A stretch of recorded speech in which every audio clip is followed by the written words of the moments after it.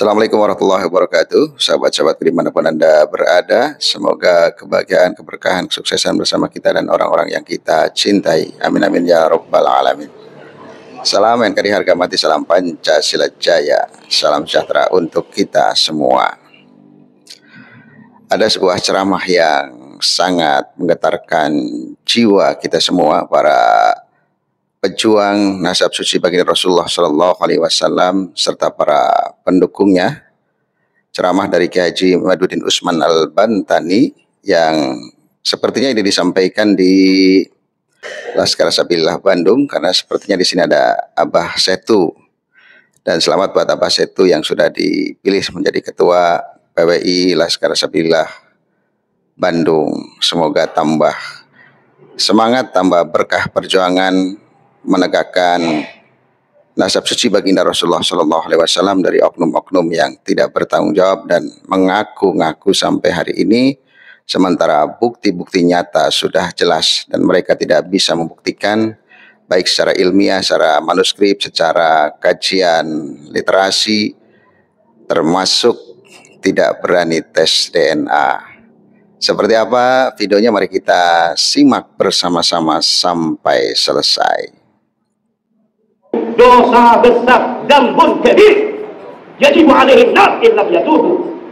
Kalau tidak tobat, neraka. Yakin, seyakin-yakinnya mereka neraka. Kenapa? Karena sudah jelas 1 tambah 1 itu 2. Dia katakan 22.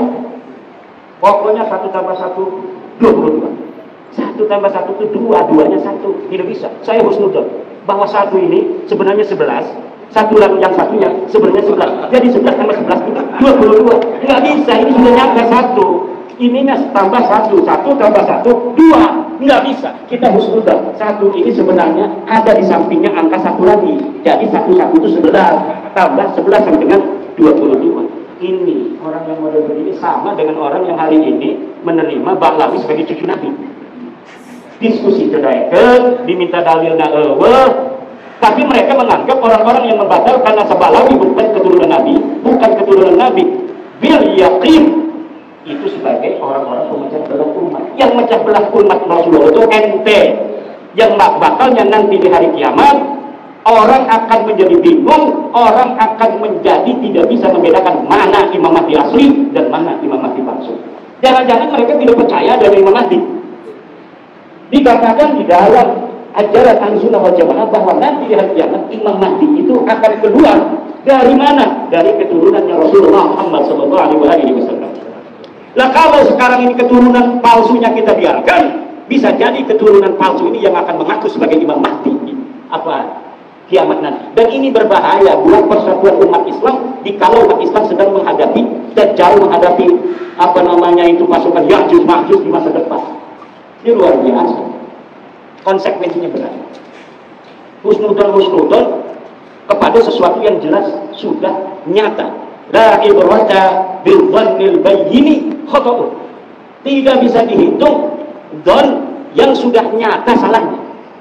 Bahlawi bukan cucu Nabi ini sudah nyata salahnya. Sudah jelas terputus. Kitabnya tidak ada, nasabnya bukan orang Arab. Kenapa masih menerima Bahlawi sebagai cucu Nabi? Kecuali mereka memang ingin menyakiti baginda Nabi Muhammad Sallallahu Alaihi Wasallam. Kalau tidak, tolak sebelum mati. Sebelum mati masih saja membela-bela. Yuhafu alaihi su'ul khatimah. Yuhafu alaihi su'ul khatimah illa yatub.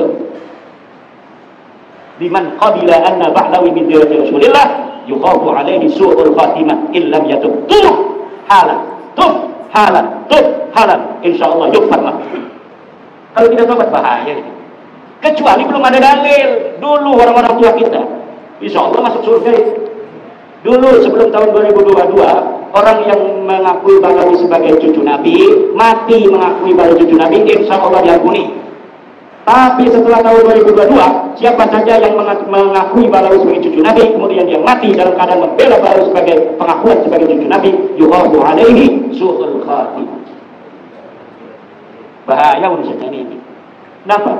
Karena memang sudah tidak ada celah sedikit pun bisa dikatakan Bahlawi sebagai cucu Nabi. Terakhir, tidak ada satu pun celah.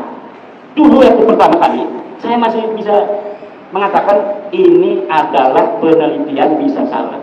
Tetapi dialektika selama 2 tahun ini mengerucut pada suatu kesimpulan bahwa memang mereka ini betul-betul memfabrikasi dan menciptakan nasab itu di abad 9 sebelumnya sama sekali tidak ada. Ini yang tugas kita di Jawa Barat ini adalah untuk memberikan pemahaman itu. Wah, katanya nanti memecah belah umat. Ya, Nabi Muhammad datang ke Arab Saudi itu, di Saudi, ketika membawa kebenaran Islam, ya tentu ada yang menerima, ada yang menolak. Yang menolak dari Bani Hashim ada Abu Lahab, pamannya Nabi. Yang menerima dari keluarga Nabi ada siapa? Hamzah, Abbas. Berperang mereka. Tapi ujungnya, qul ja'al haqq wa zahaqal batil, innal batil kana zahuqa. Yang benar pasti menang. Yang menang pasti enggak. Yang benar pasti menang. Kalau ada orang batil menang itu sementara. Tapi ujungnya dia akan kalah, hancur. Itu Al-Quran yang mengatakan wa qul ja'al haqq wa zahaqal batil, innal batila kana zahuqa.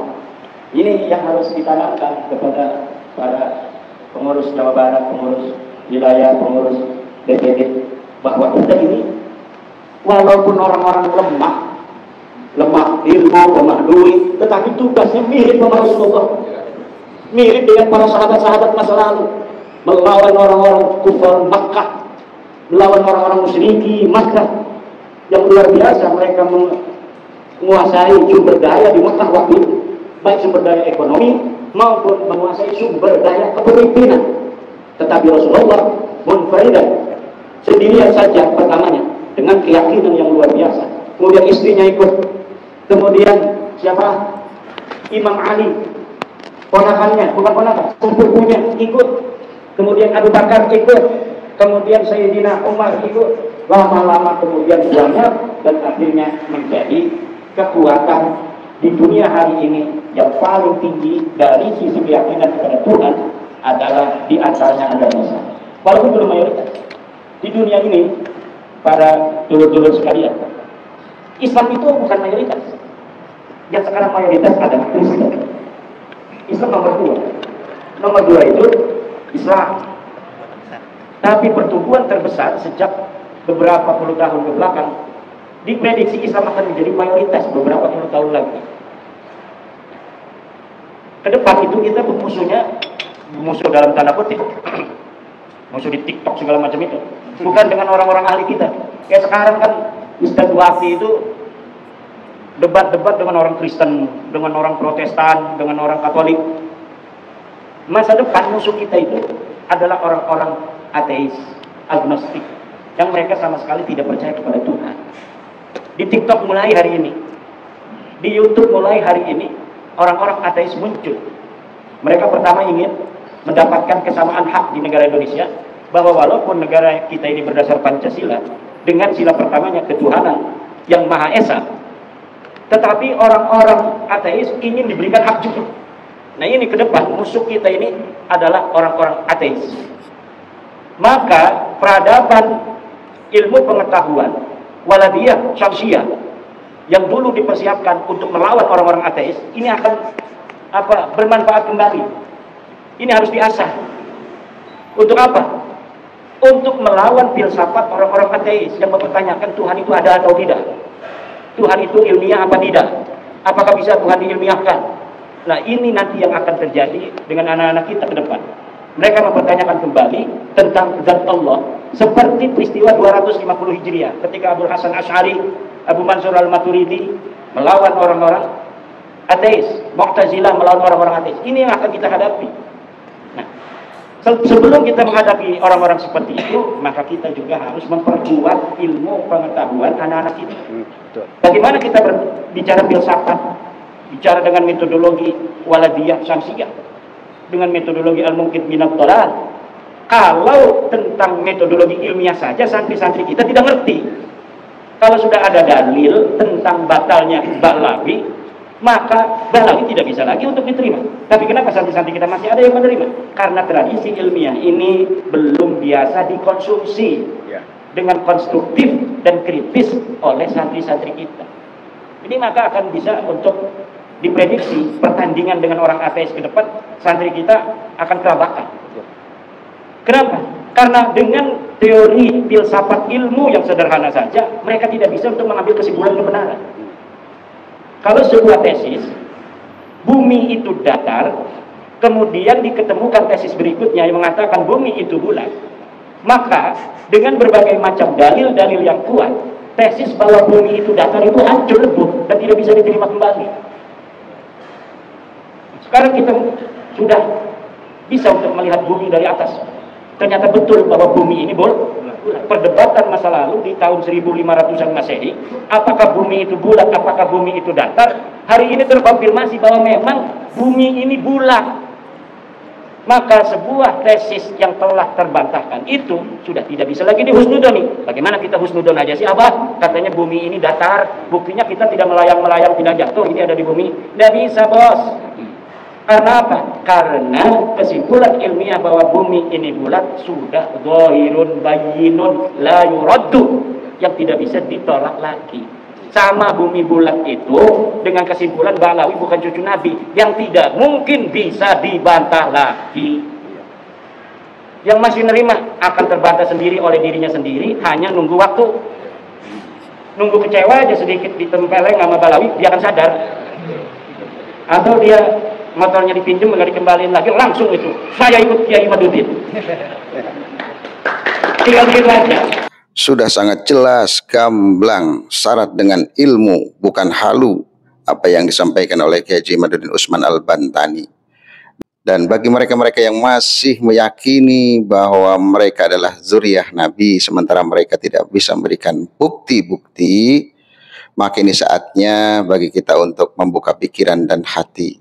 Minimal netralkan dulu, cari pembandingnya, cari literasi, cari referensi-referensi dari hadis Nabi, dari Al-Quranul Karim, dari para ulama-ulama kita, khususnya ulama pribumi. Jadi biar seimbang dulu. Sebagaimana dulu saya juga sangat meyakini bahwa mereka adalah zuriyah Nabi. Tetapi setelah melakukan kajian perilaku minimal, kok banyak kejanggalan-kejanggalan.